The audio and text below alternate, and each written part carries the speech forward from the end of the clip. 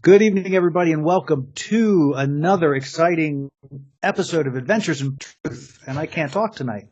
All right. I'm here with my good friends Jeff and Timothy. Hi, guys. Timothy Hello, here. Jimmy. How you doing? How are you?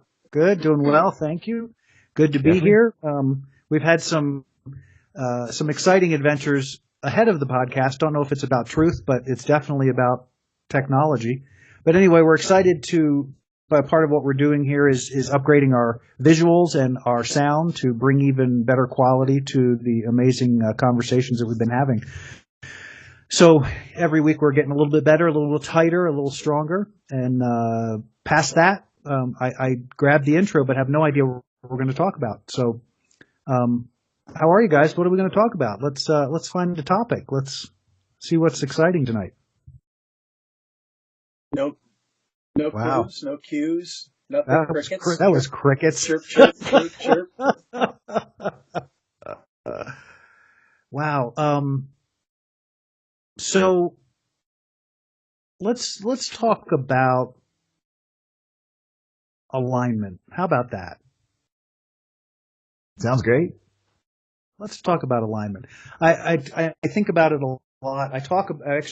It comes up a lot in my experience, especially with this move and all of the various things that have happened, that just when that experience of when you really tap into that larger part of yourself and you really follow that energy, that the alignment that occurs and the events that occur out of that alignment are always so powerful to me and so profound, even though they're not, somebody on the outside, they're not a big deal.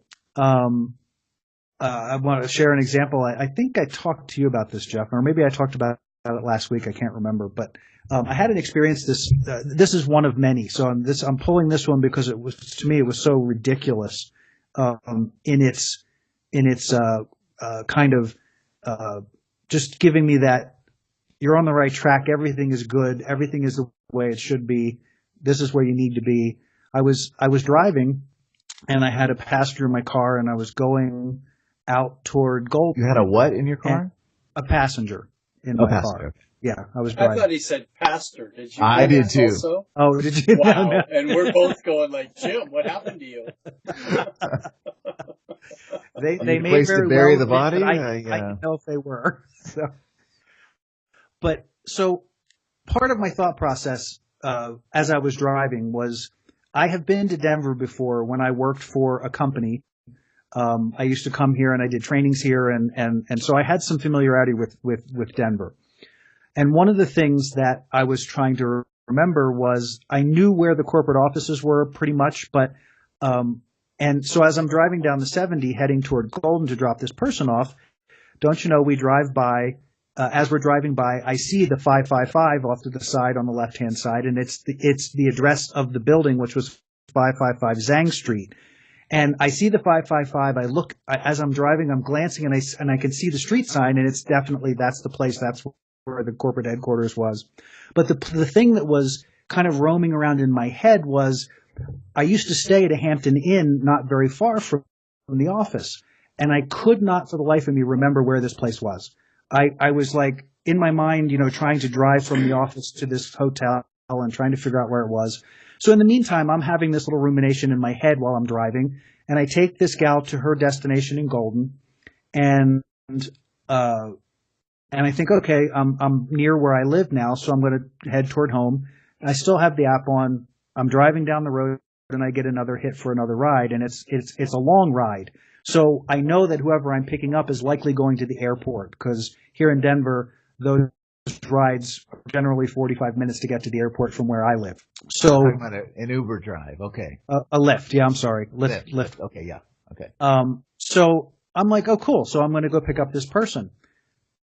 I drive to pick up this person, and this person is next to the hotel that I stayed at when I used to come to Denver. And I know that doesn't sound like much, but to me, it was a complete validation of everything that had been going on, because all I had been doing was thinking about where this hotel was, and I could not remember how to get there. And in the course of 5 minutes, somehow my energy, the universe managed to create a circumstance where I got a ride that I picked up at the location I had been thinking about, trying to figure out where I had been before. Are you following me here? Yeah. Yep. Following you. It literally caused, I had tears running down my face. It was so profound to me that in the course of 5 minutes of thinking about this, I could create a circumstance that led me right to that place. That kind of thing for me, and I don't know how that sounds out there, how the story sounds, but for me, that was a very profound experience of alignment. That something could show up that quickly in my universe to answer a question that really wasn't that terribly important, but was of interest to me. So it had engaged my energy, it had engaged my thought process enough that there was enough energy to create an outcome. And that outcome for me was a very powerful validation, because that just doesn't happen by accident. You know what I mean? That's the stuff that it's not random. Yeah, there are no accidents.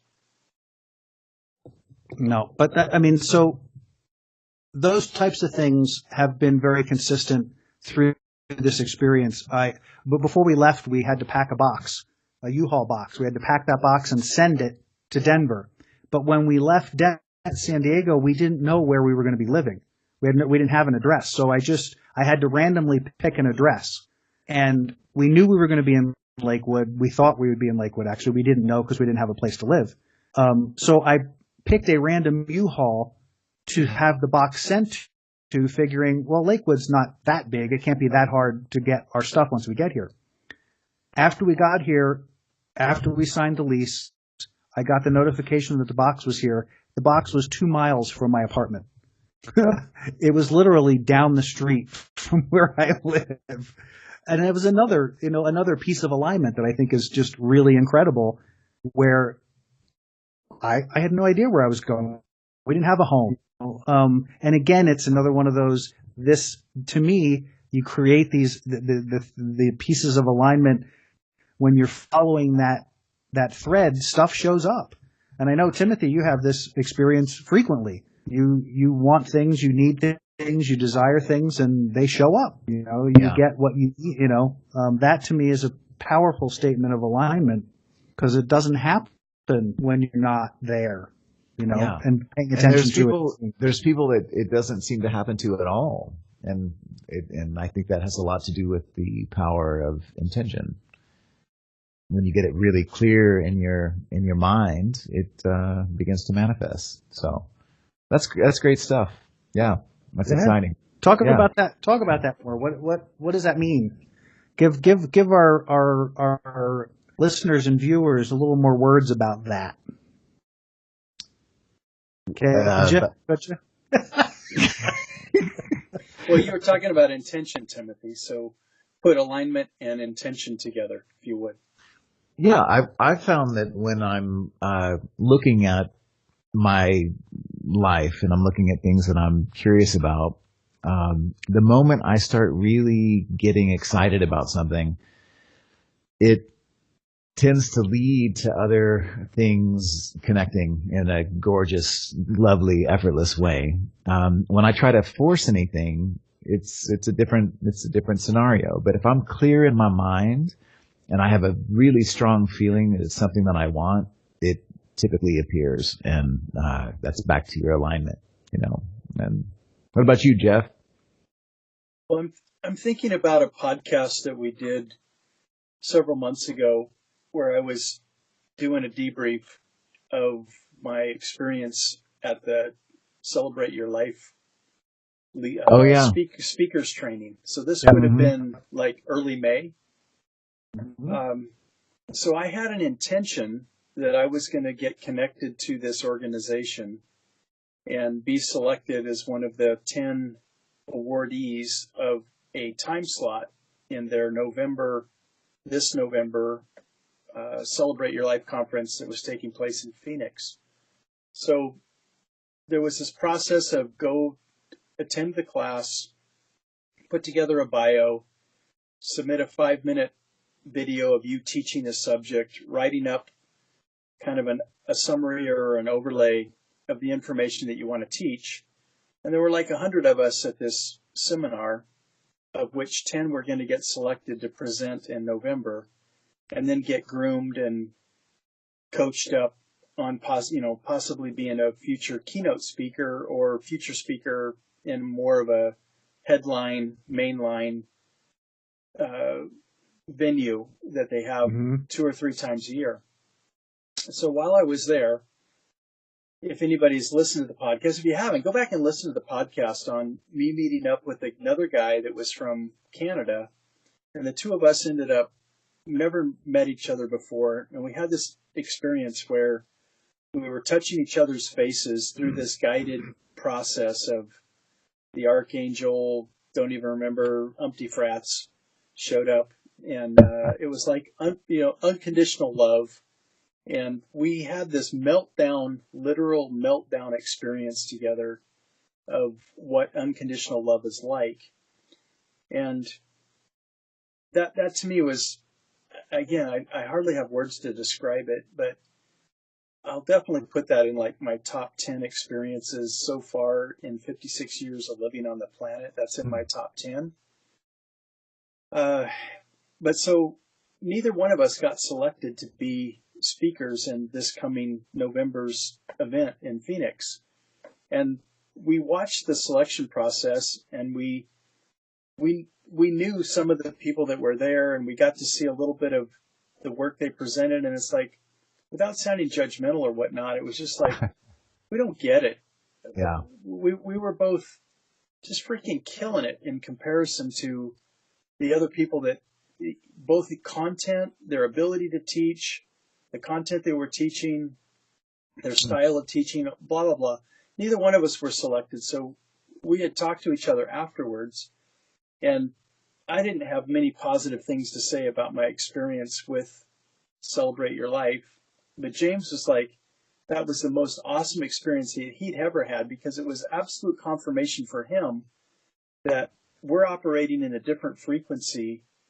And he kind of talked about them as being like the old guard, the old way of doing business, the old way of networking, the old way of getting a promoter, all this old way stuff. And James was like, they couldn't even tap into our frequency, what we brought, the energy that we brought. Huh. So James he's like, not that we're in competition with or bad mouthing or saying anything wrong with Celebrate Your Life. They're a great organization, but it's like, we're the next generation. We're the next audience. We're the next spiritual level, past that, above that, beyond that, whatever you want to call it. So the cool thing is that although we were not selected for that venue, we both knew that we don't really fit with that venue, that we're bringing an awareness, an intention, a frequency, a vibration well beyond what that could ever reach. And that through divine intervention, we were not selected because we're not supposed to be a part of that. Mm-hmm. And what we got to experience together at that venue was jaw-dropping, pin-dropping, again, beyond description of this experience that we had of unconditional love. And nobody else, we were the only two people who could have pulled that off in that venue, that somehow were brought together in that event to have that experience. So I would call that both intention of, we both know that we want to do something with regard to promoting and stimulating spiritual awareness and resonance and attunement. But the thing that was interesting for me is that I was still thinking old school. I was thinking old way. I was thinking their way, which had nothing to do with what actually happened. So even though I had an intention to have a new experience, have a new start, have a new direction, all that happened. It just wasn't the way I thought it was going to happen. So it's like a little ego check of, it wasn't going to go down that way. It definitely went down. It absolutely freaking went down. It went down hugely. Like I said, it's in my top 10 list of experiences on the planet, but just not anywhere near what I thought it was going to be. And this is really exciting to me because James has connections here in Southern California where he's wanting to put together some seminars. And guess who? He's listened to our stuff. He knows you guys. He doesn't know you, but he's listened to our podcast. He's aware of this stuff. And James is like an international guy that he's done all this really cool, groovy stuff. And he's like, I want you guys to be a part of what we're doing. I want you guys to be a part of this movement, this newer, more vibrant, current, next generation thing that's happening within spiritual awareness and growth. That's exciting. I want to jump in. Great. I want to jump in a second here because there's something that you touched on that I think is a really significant and important piece about how alignment works. And part of that is, in other podcasts and many conversations that we've had, I talk a lot about the energy up, energy down experience, as a way of sort of identifying things that cause your energy to spin up and things that cause your energy to spin down. I love when you speak about that. That's a great way to see it. It's a great way to feel it. Yeah. And so that for me that's sort of how I live my experience. My life is about whatever I'm getting ready to do. Is it up or is it down? But in dovetailing it into this idea of alignment, to what you were speaking of, Jeff, you were calling it ego, and that's probably a good indicator of where it's coming from. But the thing that struck me about your conversation is that for so many people, even people who are in awareness don't pay as close attention to alignment as they pay attention to what's happening in the world in front of them. Meaning that for example, the example that you were using, the alignment is what got you to the event. The alignment is what brought you to this moment of magic that occurred between you two. And the place that the alignment ended, where alignment went out of balance, is when you decided that the whole thing was the alignment and not just the part that you actually were. Another example, I went to this was a few years back. It was with Sunny, actually. I invited Sunny down. She stayed at my house. We went to one of those millionaire mind intensives. Harv Eker, what's his name? Anyway, not important. It's one of those seminars that comes around pretty frequently. It's about making money, but it's one of those events that drive me crazy because it's all hype and raw, and then go to the back of the room and sign up for the next seminar. I get crazy. Hype and raw, go back and sign up. Now I didn't realize that when I kind of knew what it was, but that aligned part of me, that part that goes with my energy, said I needed to be there. I needed to go to this thing. And I'm like, oh my word. Yeah. I'm like, what the heck? So I go, Sonny comes down. It's a 3-day event. The first day, it was about 2/3 of the way through the day, there was something that occurred in that, I don't remember the specifics. It was about money, and it was about me and how I was handling money or how I thought about money. But I had this roof blow off epiphany in the middle of this thing. And again, that experience for me, when they happen like that, I get teary. It's a whole body experience. It's a visceral thing. And it was powerful. It was amazing. It was extraordinary. And then we went on break. And so Sonny and I go outside and we're hanging out. And the dialogue that's going on in my head is, I'm done. I'm done. And I'm like, oh my God, how am I going to tell Sonny I'm done? I just invited her down for a seminar. And it's like, I got to tell her because I'm done. I mean, I get that a lot. Yeah. I feel you. And I sat with her and I said, hey, here's where it is. I love you and you're welcome to stay and you can continue to go and that's all fine. But I'm done. I can't come back anymore. I got what I needed. And I stuck around for another 3 hours that day just to confirm that was what I was feeling, but I was done and I didn't go back. But it's so there's, again, it's that It's being willing to being able to get into alignment with who you are and what you bring to and this is what's really important, what you bring to the event or to the experience or to the interaction or whatever it is what drives that connection and what drives that alignment. So isn't it interesting that we get to a point where in those situations that we then disconnect from that clarity because the event outside is got lots of bells and whistles and shiny things. And we go, oh, look, this must all be for me, and then you spend the rest of your time going, what the hell am I doing here? Why? And then you spend the time hunting for the nuggets and fighting for the nugget. And it becomes there. Effort. It becomes effortful. Yeah, exactly. Yeah. But go ahead. So go ahead, Jeffrey. At the very, very, very end of the Celebrate Your Life conference, James John is walking back to we were there at a hotel and we're walking back to our rooms. And as I got close to my room, outside the door, he looks up and he says, the last time I was here in Phoenix, I stayed in that exact same room. And I'm just like, what is the chances of that?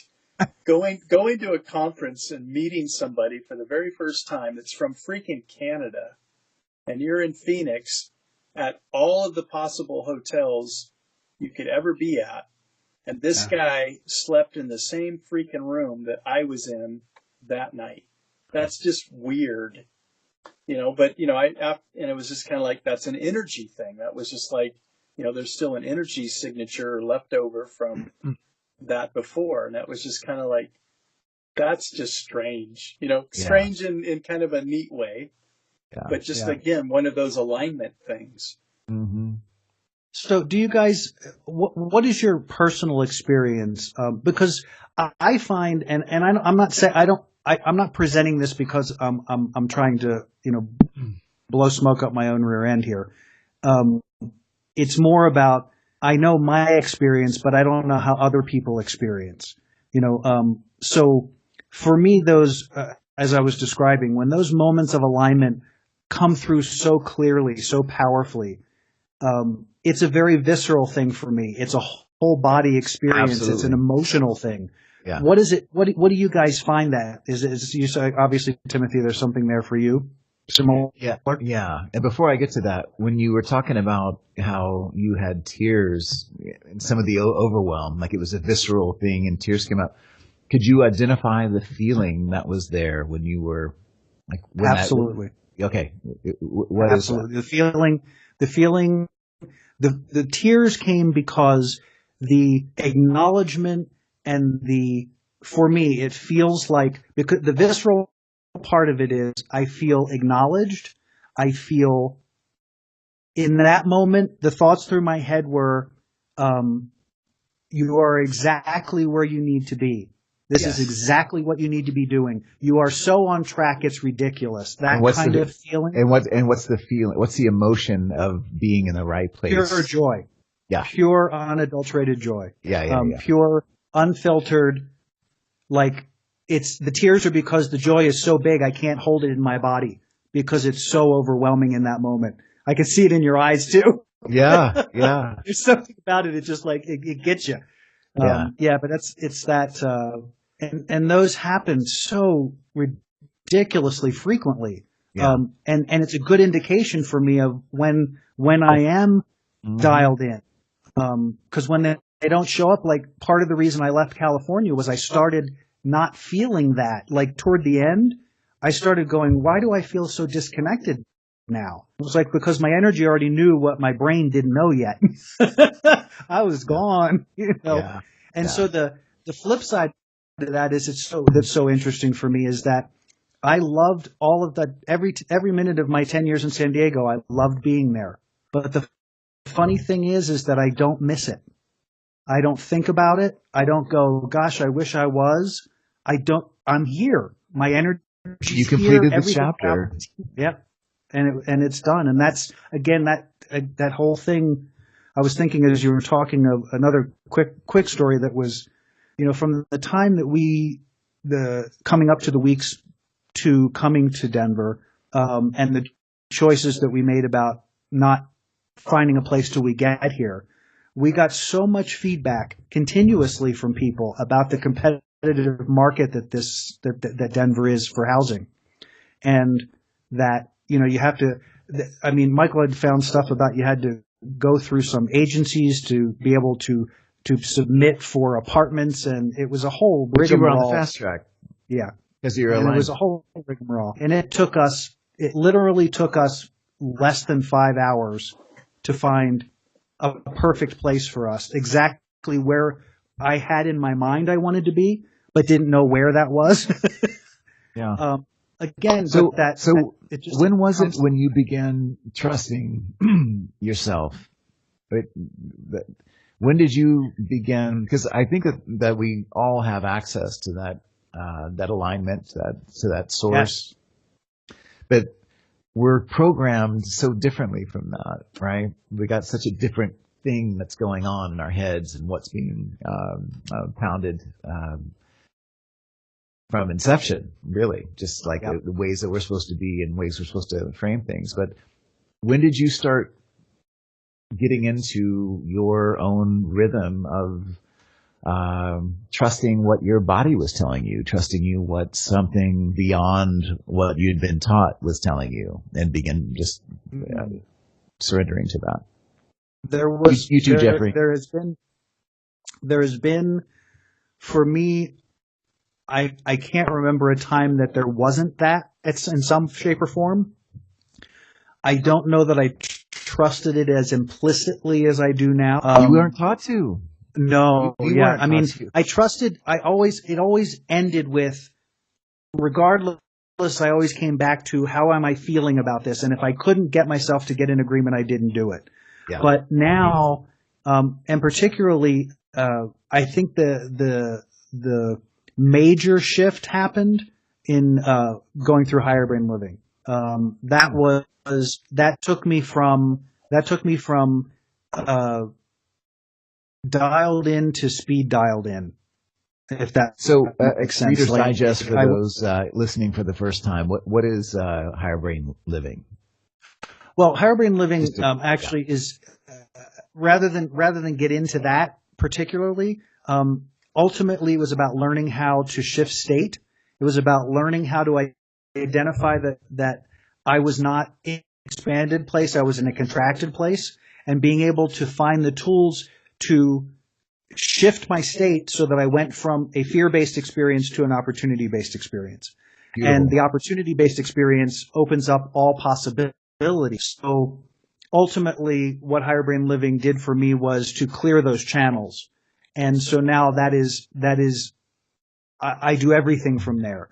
And even if it looks like I'm a crazy person, it doesn't matter to me because I know it's going to take me where I need to go. Like telling my husband we're leaving in 3 months, and then we do, and having it be a flawless experience, and even to the joke I think I told you about. I was joking today because it snowed here in Denver, and it's October 10th, and I'm like, and I was joking because Michael has been saying, I want the snow. I want to play in the snow. I want to feel the snow.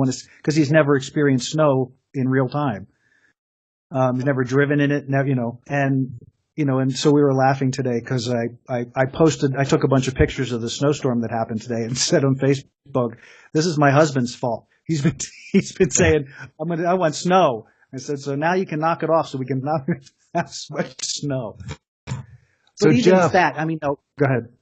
So Jeff, when you think about a time in your life when you began tracking a little bit more with what was innately happening inside of your heart and soul, and not just being a good pilot and a good soldier and a, good dad and husband and all the stuff you were here to do, and you've done extraordinarily well from where I sit.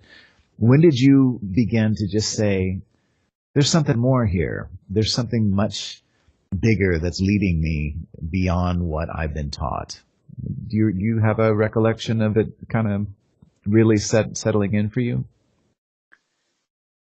I do, but I also have as many wow, I thought I was really on the signal line, and for whatever reason, I wasn't, Right. or it isn't right now. Um, I've been accused of being ahead of my time in several different areas, one of which is building the off-road electric race car. That's still probably 10 years away from it becoming mainstream. Uh, the idea of creating some kind of a center or an organization that would help homeless people come off of the streets and get rehabilitated, clean and sober, spiritual identity, teaching them some kind of an occupation that would be beyond flipping burgers or cutting hair, something that would be meaningful, and also self-supportive. That idea of that kind of a nonprofit organization is still ahead of its time, in that most nonprofits are still going around asking people to make donations rather than them being self-supportive. So I know that those are the right things to do for the right reasons. The right people have to come together and the timing has to be right.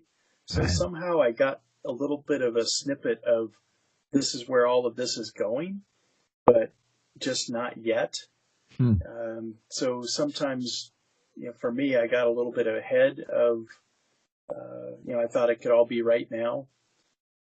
So some of the things I'm doing in my psychotherapy, though, like past life trauma therapy, that has an application for right here and right now. Hmm. The higher self connection therapy, again, that has the ability to be right here, right now.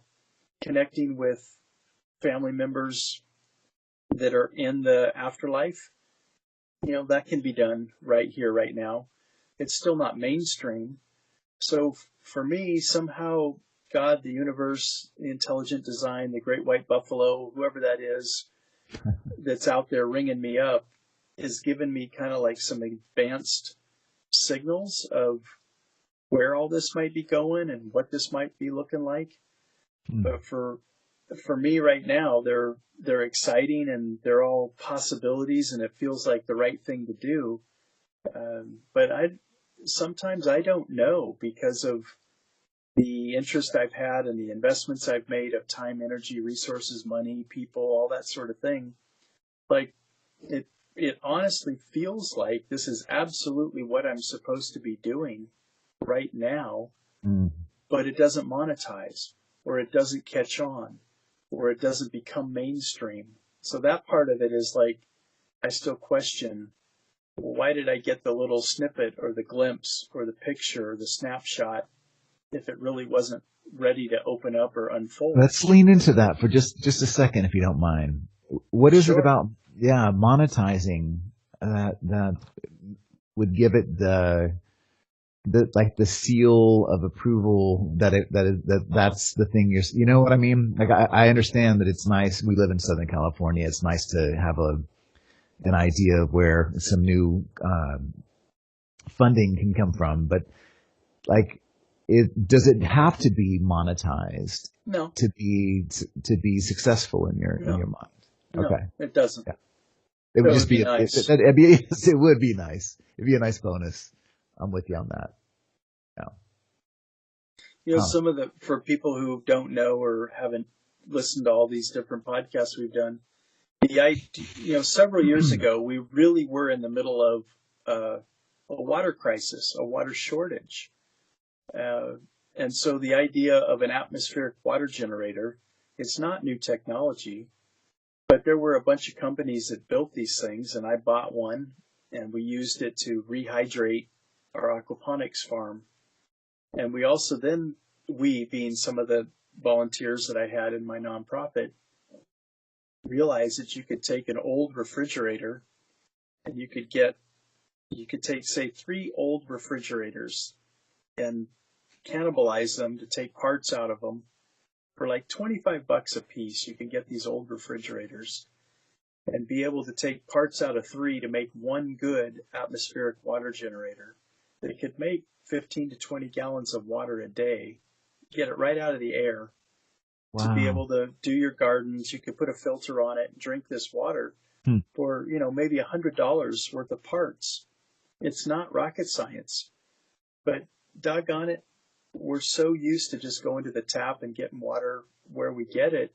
There weren't enough people that were really, really willing to it's like until there's a crisis, people just aren't willing to make the switch or make the change.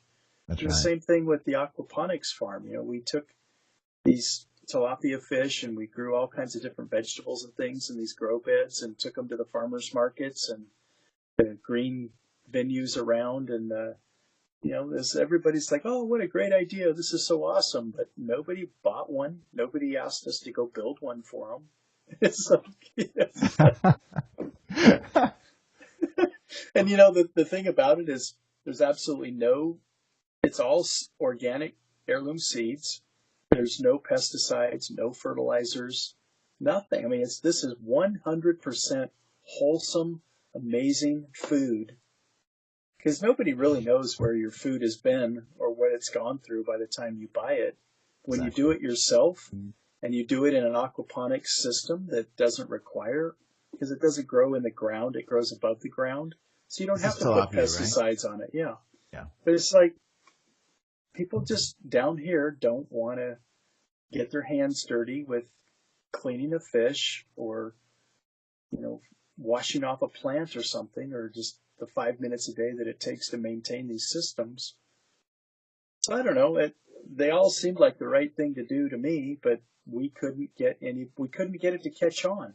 Huh. Nobody, not even any of my own family members were willing to just humor me and replicate it themselves. Not even one. Not even one. I had a couple of my patients buy an atmospheric water generator. I had one person buy a very, very small version of the aquaponics system. That was it. And we spent, like a couple of years. We did pamphlets. We built web pages. We went to the farmers markets. It wasn't there. So that was me feeling like I was in alignment, but it didn't manifest. It didn't materialize, get repeated. I wasn't aware of that particular project, but how would that technology work if we didn't have electricity? Is there a way to do it with solar? Well, absolutely. The system that I have works off of solar panels, so it's a completely off-grid system, 100% off-grid. And you said 25 gallons a day? Ish? Absolutely. Yeah, absolutely. Yeah. Wow. That's incredible. Would you speak a little bit more about that car you built? Because I try to tell people about how cool that thing was and how ahead of its time, but I don't know enough to really do it justice. What was it about that particular car that was so unique and landed it on in all the magazines? What was going on with that? If you don't mind me asking. Yeah, it's a full-scale off-road car that's able to endure the rigors and the beating the crap out of a vehicle like down in the Baja terrain. So, you've got water crossings and ditches and boulders and just all kinds of sand and silt beds, cactus. You can't just take a Tesla and put some off-road tires on it and drive it down there in Baja and you'd go 25 miles and then it would break. So, building a tube chassis and building it up so that it can endure that kind of an environment and making it all electric and putting How the hell did you learn to do all that, man? That's what people always ask me. I'm like, he's a savant. I don't know where this stuff came from. How did you tap into all that? Well, I'd been doing the racing thing for a while, so it was really just a different powertrain. And so just reading a few books, watching some YouTube videos. Seriously, I mean, I don't know that we really built anything brand new that had never been done before. We just took stuff that already existed and created a new product from what was already out there. But it was a unique offering, wasn't it? I don't think there was anything like it in the world. There still isn't. Okay. Yeah. So let's rein this back in a little. Only from the perspective that tying this, no, it's actually good because that little segment ties us right back to the idea of alignment and knowing how and when to trust your process and when the energy is done. I had a similar experience with my own business when I started my center in San Diego, was gangbusters, had a lot of attention, a lot of good stuff, and then over time sort of evaporated, but for no reason that I could grasp. And so to as you're talking about Jeff, the things that you've created and these powerful programs and ideas, and there's, to my mind, and the way I see it is that the alignment occurred when you allowed for that larger picture to show up in your life and then pursued it. Then there's a point where it comes to fruition, and through the course of our getting involved in it, we decide somewhere along the way that it needs to be more different or better than whatever it is. And that somehow we're now no longer performing or in alignment or dialed into our own experience, because again, we're paying attention to the outside world isn't acknowledging something that I think is significant and important. Why isn't the world acknowledging what I think is significant and important? Well, it doesn't really matter. What matters is the energy now is no longer there. It's its purpose. For whatever reason, I created a center, you created a car, or Timothy, you've created a business in a different form, but for whatever reason, and this is part of what I'm hoping to build down into a little more deeply, is what happens in the course of that. Every story we've told has come to the same place. I was there. I was completely aligned. All of the information I needed was there. All of the parts were there. Everything I needed was simple and easy. And even Timothy, and you're asking Jeffrey the questions, you were sort of giggling about the fact that it was like, what? You read a few books and looked at YouTube videos? Seriously? But the point is it is that easy in alignment, exactly. When you're in alignment. It is that clear when you're aligned to that higher vision. Mm-hmm. So the point in question is, at what point does at what point does that alignment shift? Where do we as human beings suddenly decide we have to take the reins instead of allowing that continuous flow of alignment to take us to the next place? So we go alignment, poof, and then we're like, okay, where'd my alignment go? And then we find it, we figure it out, and all of a sudden there's a new thing. We go, there it is, boom, and then the same thing happens. Everything lines up, the stars are there, the sun shines right, everybody shows up, and then something changes again. Well, the only thing that can change, actually, is our interest and our investment in the thing we're involved in. So something about it was no longer satisfying and no longer created alignment or supported the alignment that we had before. Yeah.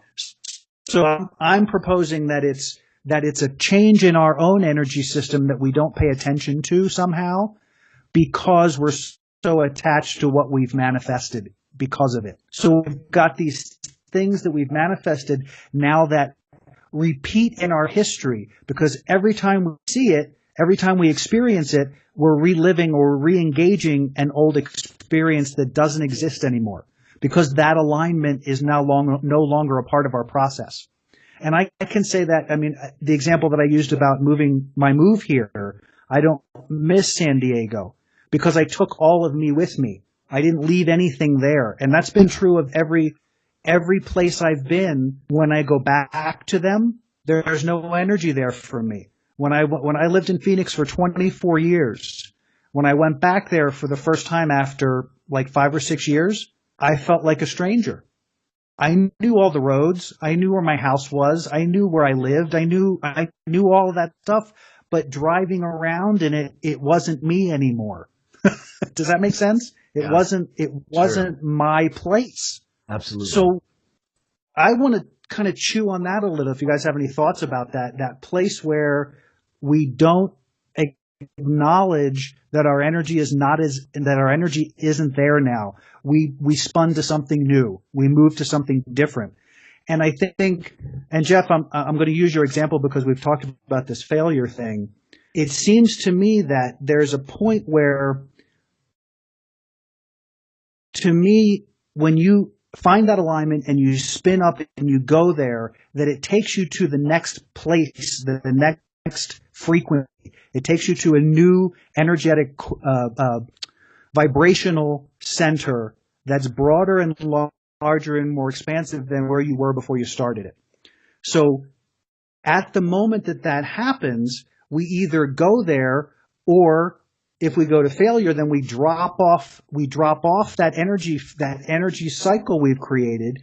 And now we've gone, oh crap, boom. And now we're sitting in the dirt going, what happened? Why am I in the dirt? Well, because you took your attention off where your energy was going and looked at where your energy has been. That's the best words I could come up with right now. Yeah. And anyway, I'm going to shut up and let you guys.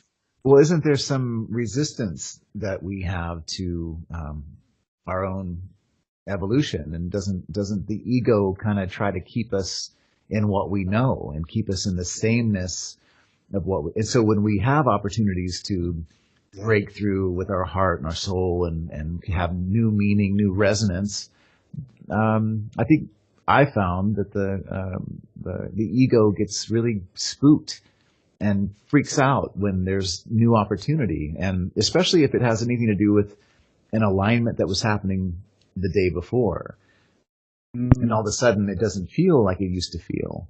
And we have, as humans, we have attachment to things, and so we get excited about ideas, and when that starts to shift a little bit, we get into we can get into resistance of, wait a minute, I just bought in to the alignment I had yesterday, and now there's a new alignment. And so I find that our egos can be, and I know you like to speak about the ego, Jeff, or maybe you don't like to speak about it, but I like when you speak about it because you speak about it so well.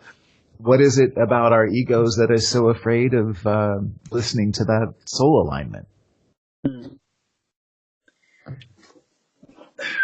So I'm going back about maybe 10 years to when I was still a defense contractor, and a lot of the intelligence that was coming through the command that I was working in was talking about resource wars, both with food, energy, and water. And that was a main, because I was around it all the time, my ego completely got into it. And I remember it was very, very disturbing for me to not know the answers to how I was going to provide water for my family, food for my family. And if we had it, somebody was going to take it away from us. Damn straight. So needed guns to protect the resources, and also not to just be hostage to the little area that we were in, needed transportation. So that's actually where the atmospheric water generator idea came from. The aquaponics farming came from. The fortress that I built in my house, my house has rock walls all around it. You could lay down 3 feet and you'd have to shoot through the rocks to get into the house. I built a fortress to withstand people doing drive-by shootings or trying to come and take whatever we were able to hold on to survive these resource wars. Now, this is all ego. I'm answering your question, but I'm going into, a lot of detail behind all that. And the car was, well, it doesn't need a road. It can go anywhere. It can drive over other cars, and Yeah. all you need is solar panels to recharge the thing. So, it was like the ultimate, sci-fi vehicle to be able to deal with the apocalypse. That's and fascinating. whether that was a solar flare, whether that was a tsunami, whether that was an earthquake, whether that was a fire, whether it was a political coup, another 9/11. There's all kinds of different scenarios that could have very quickly disrupted. Yeah. So let me ask this. Ready for that. Let me ask a question, if I could, because again, your answer is brilliant, but I want to fine tune it to what we're saying here, because it absolutely addresses everything we're talking about. What I hear, what I'm listening to, is a conversation of a creator, an incredible inventor who, because of the life where he was at that juncture in his life, saw fear and said, I can do something to overcome that fear. And so all of the projects were in that direction. And now you're not there anymore. You don't live in that fear space. So trying to create fear things in a non-fear space doesn't work. Right. You can't get there from here. Right. So now But there's still great ideas, right? Yeah. There's still awesome ideas. Yeah. But it's I think it's similar to some other things we've talked about, is this migration. Mm-hmm. So I'm in this new consciousness. I'm in this expanded place where I am in opportunity now that is not laced with fear. So can I migrate this thing that I created in fear into a non-fear place? Right. The answer to that question is going to be individual to every human being who has to make that migration and how much work they've done. Yeah. The attachment, the resistance that you spoke of, Timothy, so well, is the resistance that's like, but wait, I invested all of this in my fear projects. Yeah. Why are they not working? Well, because that's not where you live anymore. It's not where I live. It's not where we don't live in that world in the same fashion, in the same capacity. So it no longer resonates. It's no longer satisfying to our larger energy space. And so how do I migrate it? Can I migrate it, or do I need to let all that go and create something completely new from the opportunity place that isn't about fear? And what does that look like? And I think that's, to at least the conversations we've all had, that speaks volumes to the idea of transformation and how alignment leads to that experience, because once we recognize the alignment isn't there anymore, it's somewhere larger and greater, not smaller and lower. It's more. All of those projects opened you up in a way that has brought you here.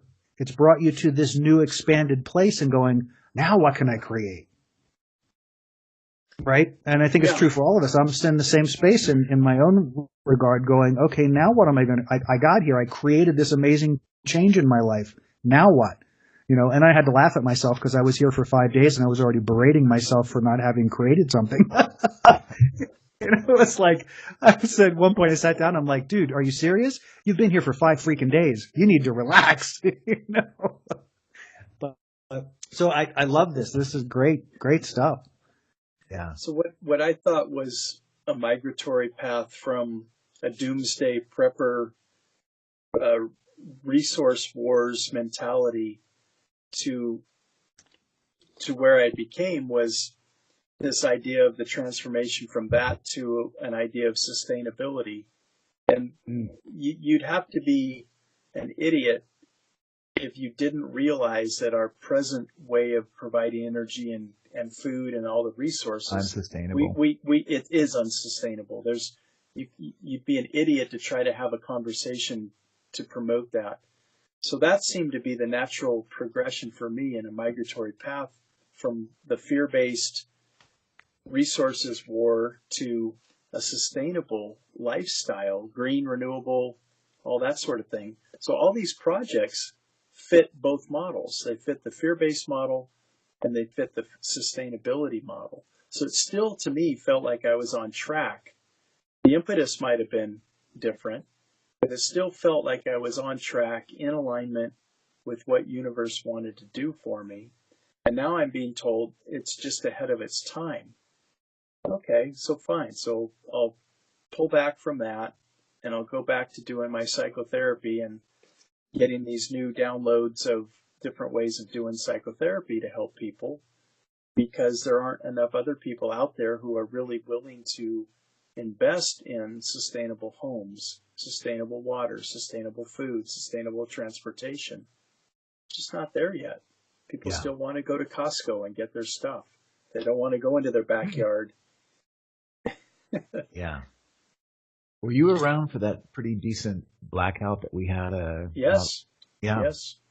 That actually got me thinking along similar lines I'm like, someone screwed a light bulb wrong in Arizona. And next thing you know, 2.3 million people don't have power. and their meat's going bad in their freezer, and they can't get gas. And is this an 18-hour thing, or is this an 18-week thing? How different would it be if it was 18 weeks and not 18 hours kind of thing? And it got me really thinking about, how would I take care of myself? First and foremost, water, right? Need to have some decent water. I love this idea. I didn't really realize you were doing that. That's incredible. We can geek out on our prepper deal. But I bought 15,000 pellets for my pellet gun right after that, because I'm a good shot, and I'm on a couple of acres, and there's lizards and birds and rabbits and squirrels and things I can feed myself. Listen, if I've got water and I've got fat and protein, how long am I going to live compared to someone that only has a credit card? So I can relate to some of that. I really can. And I wondered, did you ever think about monetizing your knowledge on this by creating a how-to video series that people could buy into, rather than selling the product itself? It was just a thought. But I like what Jimbo was saying about the inspiration moving away from fear and into a more inspired kind of potential necessity, or like make it kind of sexy and interesting and fun for people. And because that stuff's really, you're tapping into some really incredible things. And it's the kind of thing that every single person that saw it and thought, oh, that's really incredible what this guy's done, and our power grid goes out, they're going to be thinking, why the hell don't I have 50 beautiful fat tilapia eating chicken poop ready to go right now? That's how you had it, right? You had the chickens on top, and they were feeding. Okay. All right. I get excited. Well, and it is exciting, but I think the thing that, again, I have a very kind of odd perspective on this stuff. And that perspective is that it's not our job to fix anybody else. It's not our job to make stuff for anybody else. What we do for us. And it may have impact in the world, and it may have some value in the world, but typically those things aren't created that way. They're created because somebody had a need or a desire to come up with something that was going to keep them safe, keep them healthy, keep them alive, keep them whatever it is. Mm-hmm. And so the people that are ready for that will resonate. But the population in general are all in their own process, and they're all in their own process of lack, and they're in their process of prosperity, and their process of all of it. And I don't think it's, and I'm willing to hear pushback on this, but I don't think it's our responsibility to really give much of a shit about what everybody else does. I think we got to be busy about our own business. And in doing that and living that, that's what provides the example. And some will respond and most will not. And that's okay. That's got to be okay, because if it isn't, you never find your alignment again. You never can get back to it, because you're constantly thinking you got to be somewhere else. Right. And I don't see that. It sort of ties back to something an experience I had a long time ago, but actually in Higher Brain Living, that idea of save the world. The world doesn't need saving. The individuals, each of us need to take care of our own. And so what if we just made a simple shift from the idea that it's our responsibility to take care of other people, and looked at it as just like a really nice opportunity to do it? Like, I think the energy I have when I feel the weight of having to do something for someone else to take care of them is very different than me seizing an opportunity. And so I know we all are in a deep service to humanity with what we do. And I think that Jeff's call to have these incredible ways that people could survive and take care of themselves is it's not necessarily a responsibility. And maybe that's that shift in alignment you're talking about. The fear base might have put it into a responsibility, and the inspired way could just be to recognize that it's an opportunity, and that technology could be very, very useful. It'd be incredibly useful for me. It'd be useful for all of us if we ever ran into the day when For whoever's stuff ain't ready working for it. anymore. Yeah. And I had friends that thought I was nuts for buying all those pellets. I know it sounds like a silly thing, but and one friend in particular, he was like, I'm surprised I think it's fascinating that you care about those things, but our government's would never let that happen to us. Like, we would never starve or have adversity because our government's going to come in and take care of everything. And Sandy Ooh. just happened, and I was just thinking, God, this guy is just living on an island. But somewhere in the middle of Fortunately, all it's that, not Puerto Rico. goodness gracious, no doubt. So, Jeff, I have a question for you. Having had all of those experience and creating those amazing things, did they make you feel safer? I didn't lay in bed at night anymore and wonder how it would happen because the universe gave it to me. So the answer is yes. Yes. Yeah.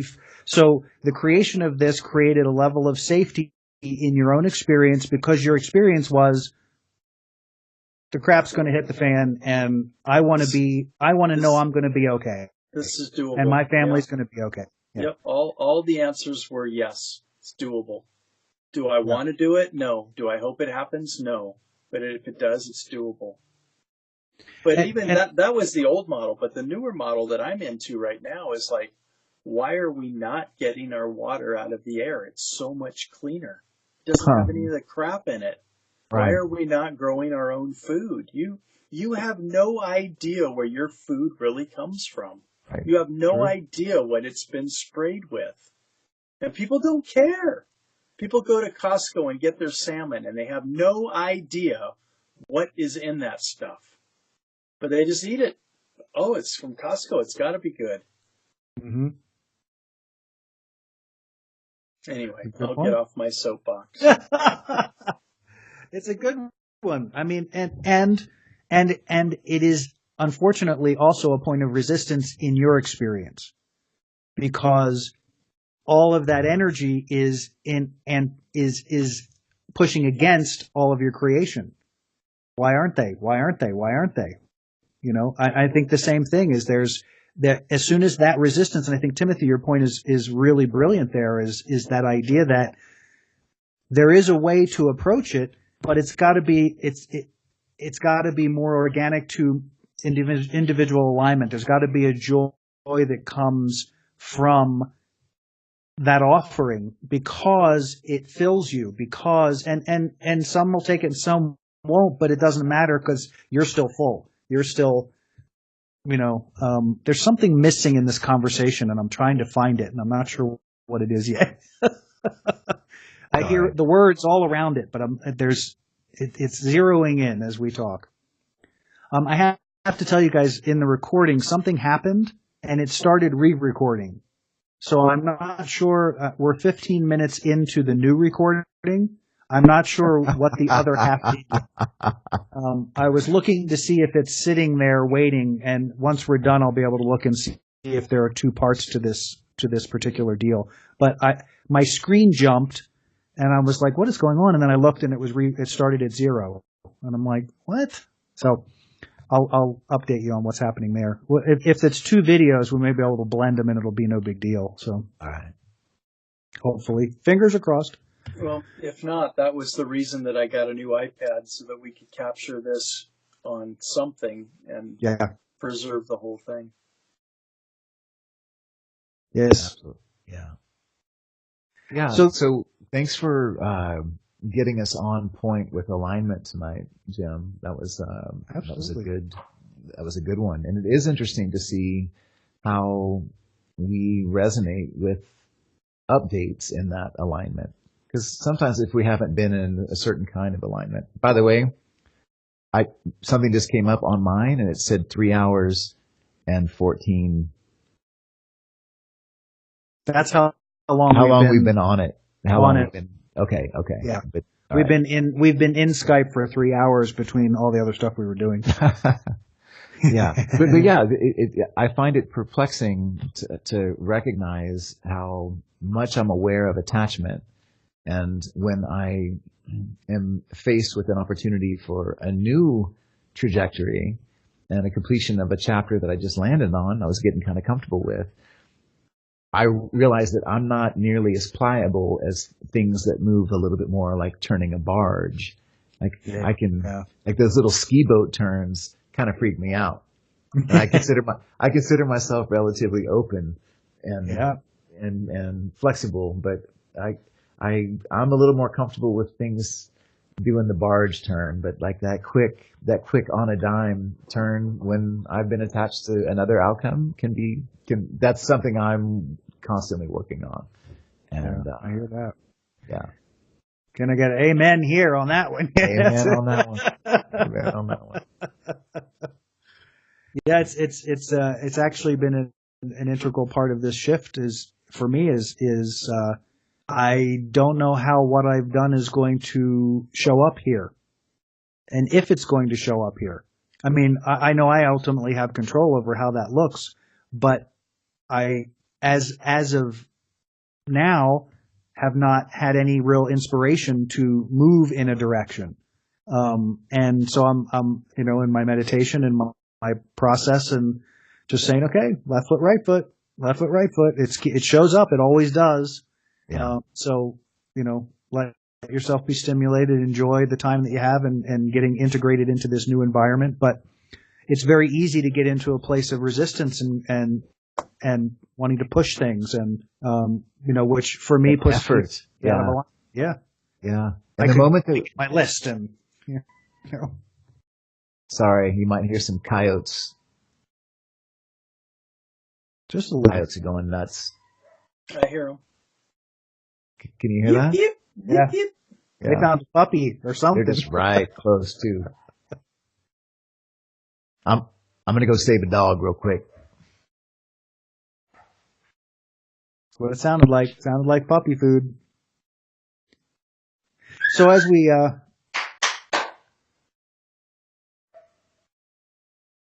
we continue, Timothy stepped out to save a dog from coyotes in his backyard. I mean, not Jeff. Timothy did. Jeff is sitting right here with me. So what's your thoughts on the ideas of how we create resistance around our alignment? Does that resonate for you? Does it make sense? Do you have more to add to that? I'm sure resistance is probably the right word. I'd like to add awareness to that. Ooh. So for me, it's kind of like that experience I had with going to Arizona to the Celebrate Your Life conference, that my awareness was off with regard to what the purpose of that was. The purpose for me to go there was to meet James John and to have that experience I did and to possibly create a relationship with him that's going to lead to other things. It wasn't to be a part of Change Your Life. It was just to meet him. So my awareness was off track, was not in focus. It became in focus. And right now I have a lot of clarity. In hindsight, I have a great deal of clarity about what that was. And the same thing with all these other projects. You asked a great question tonight. I do sleep better at night. If the economy collapses tomorrow, I know that we can go around and grab solar panels off rooftops. We can get car batteries out of cars. And there's soil and there's water and there's refrigerators. We have everything we need to be able to keep going. Yeah. That's a good feeling. That's a good feeling. That might keep me out of a FEMA camp. Not that would be a bad thing or whatever. I'm just not a sardine. I don't like to be put in small spaces. So, yeah. So I would add awareness to resistance. That little step by step we get greater clarity in the awareness of what the alignment is. And it probably isn't exactly what we think it's going to be. And that maybe be, one of the fun little surprises about being human and being on the planet is when those things do become clear to us, we laugh like you did with being in front of the hotel that you were looking for. And it's like, oh, look at that. Here I am right now. And I'm just not at a place yet where I can laugh about all this and go, oh, that's why I did this. Right. Well, I want to throw another little piece in there about resistance because I think, at least in my dealing with clients and that I know that word sometimes creates even more rub. And I want to be clear about how I see resistance, because in physics, resistance isn't it just, it's just two forces that are rubbing against each other. It's two energies that are creating this degree of whether it's discomfort or disruption or even resistance. It doesn't necessarily mean it's a big, bad, horrible thing. I don't think any of us actually could function without some levels of resistance, because they show us where the path is. They show us the boundaries. The challenge we run into is that we don't listen to the resistance and then readjust our course. We push into the resistance and fight the resistance because we don't like how it feels. Right. Instead of going, oh, notice the rub. There's a rub. I must be against the wall. Let me shift my perspective over here a little bit and just make an adjustment so that I can come back into alignment, and then I'll rub off, and then something to the left will ping and rub me, and some resistance will show up there as a means of just saying, here's the boundary, here's the path. You can bounce around in there all you want. When you hit that resistance, just know that you're pushing out of your alignment with this process. Let's move back over a little bit and keep moving. Maybe we have to do a course adjustment. Maybe we have to rethink our thought process about how we're going into this thing. I was thinking as you were talking, Jeff, about the seminar and contrasting my experience with the seminar that I shared earlier. Similar to what I said before, going to that seminar, I knew what the seminar was about, but I didn't know why I was there, because it's not something I would normally do.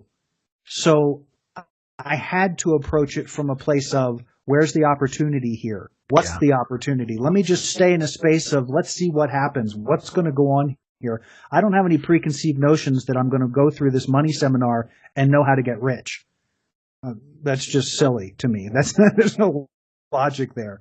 But I know that there's probably some nugget that can show up that will greatly change my perspective of how I'm viewing it. I mean, I'm going to a money thing, so obviously it's going to impact my money somehow. It may, or something to do with my consciousness about money. But past that, I'm not putting any outcomes. I'm not looking at how. Attachment. You're not putting an attachment on it, right? Yeah. I'm just showing up and saying, okay, I feel like I need to be here. I'm here. Let's go. What am I going to do? So just some finessing of some ideas, because I don't want anyone to take away from this, especially with the listeners, that the idea of resistance is a bad thing. Resistance is just another thing in the course of our experience that's there to help us understand where we are in relation to our alignment. Can we talk a little bit about the legitimate forms of resistance that we might have going about our daily that is beneficial and part of our survival? And then when does it start getting into a place where we're just kind of screwing the pooch? We're just kind of really getting in our own way around resistance. And what are some telltales? Are there some signals in the body? Are there some signals? Okay. Negative emotion. Yeah. To me is a clear indicator. We lost Jeff's video there for a second. Are you still with us, Jeff? I still am. Okay. Again, I'm here. Sorry. I was just trying to get Jeff going. Okay, everybody left. Where the hell go? Hey. Jeff, we still don't see you on video. So the emotions. To me, the emotions are really, really helpful for identifying resistance, because as we go deeper, we go deeper down the emotional tone scale. So the further, it's like that whole, the analogy of the rubber band. You can only, the rubber band, you can stretch and stretch and stretch.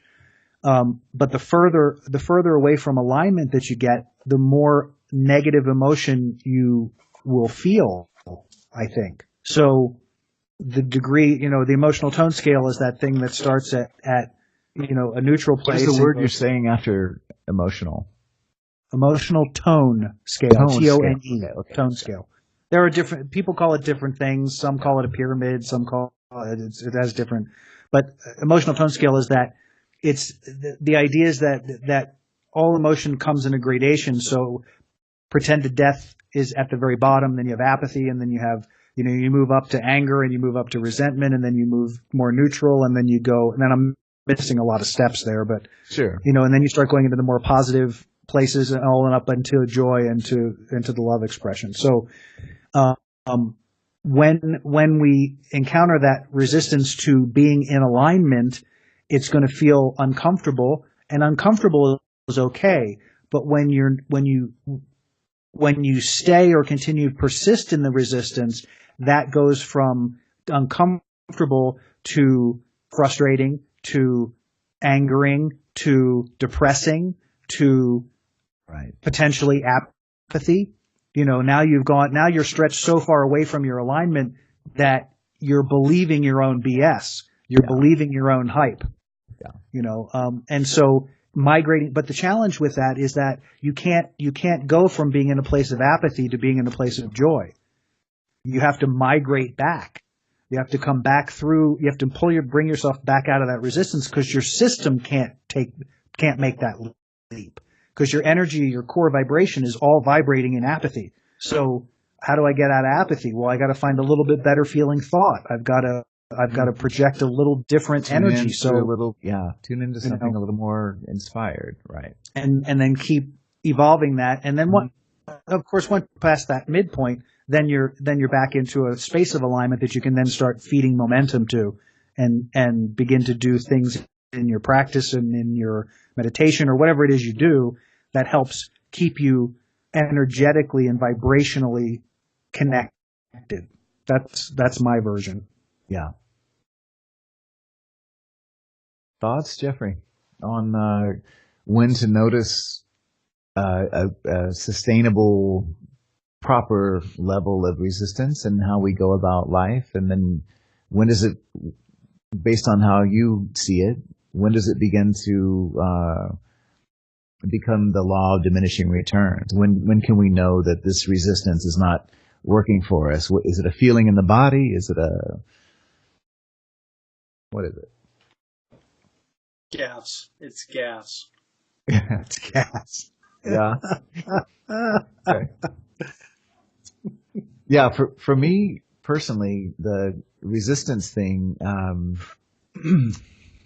I have a lot of respect for people that have families and that are able to have tight run ships and how they go about doing things, because I require a lot of downtime. Me personally, the way I'm configured, I do really well to experience things and then have a lot of downtime to see to see how I'm doing with all that. And there's I call that integration. What's that?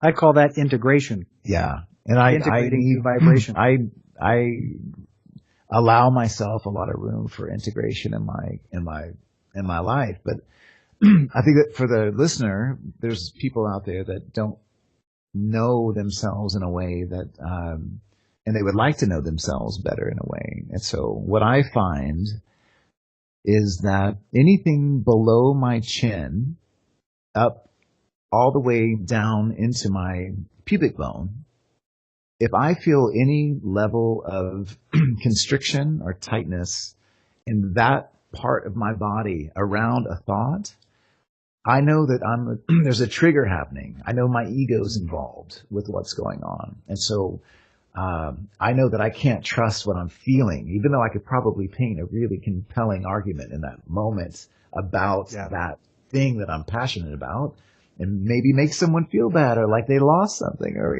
like I can do that. But I'm realizing at my best, if I'm feeling any constriction on the front of my body, you're talking about compression versus expansion, right?